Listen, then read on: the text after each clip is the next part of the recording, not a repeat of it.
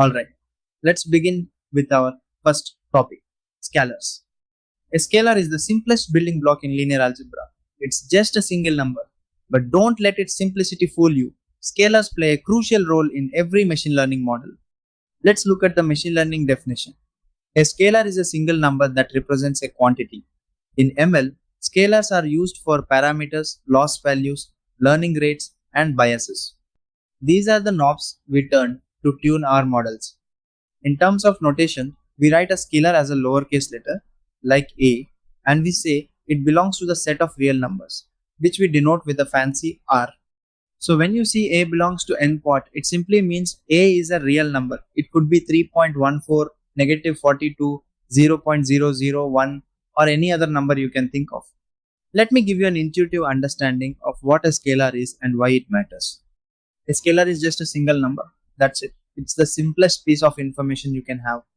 Think of it as the temperature outside, your age, or the speed of a car. All of these are scalars. Now, here's why scalars are so important in machine learning. Every ML model uses scalars to control how it learns. The learning rate is a scalar that determines how fast the model updates its weights. If the learning rate is too high, the model might overshoot the optimal solution. If it's too low, learning will be painfully slow. The loss value is a scalar that tells us how wrong the model is. Lower loss means better predictions. And biases are scalars that shift the activation of neurons, allowing the model to fit the data more flexibly. Even something as mundane as the temperature of your GPU during training is a scalar. Let's visualize a scalar. Imagine a number line stretching from negative infinity to positive infinity. A scalar is just a point on this line. It has magnitude, meaning it's a certain distance from 0, but it has no direction. It's just a single value. Here are some examples of scalars: 42, negative 3.7, 0.001, pi. In Python, these would be integers or floating point numbers. So remember, a scalar is the simplest, most fundamental piece of data in linear algebra. It's the building block for everything else we'll learn. Now let's formalize what we've learned with the mathematical representation. We write a scalar as it belongs to. Let's break this down. A is the scalar, the single number we're working with. Belongs to means belongs to. It's a membership symbol. And by is the set of all real numbers. Real numbers include every number you can think of: positive, negative, integers, decimals, fractions, irrational numbers like pi and square root 2. So A belongs to sem simply means A is a real number. In Python, this would be represented as int or float types. So whenever you see a variable written in lowercase italics or sometimes in bold, it's likely a scalar. It's the simplest mathematical object we'll deal with, but as we'll see, it's incredibly powerful. Now let's connect scalars to real machine learning applications. Loss functions. Every time you train a model, you compute a loss value. Whether it's mean squared error for regression or cross entropy for classification, that loss is a scalar. It tells you how far your predictions are from the truth. Hyperparameters. Learning rate, regularization strength, dropout rate, these are all scalars that control the training process. Finding the right values for these scalars is often the difference between a model that works and one that doesn't. Bias terms.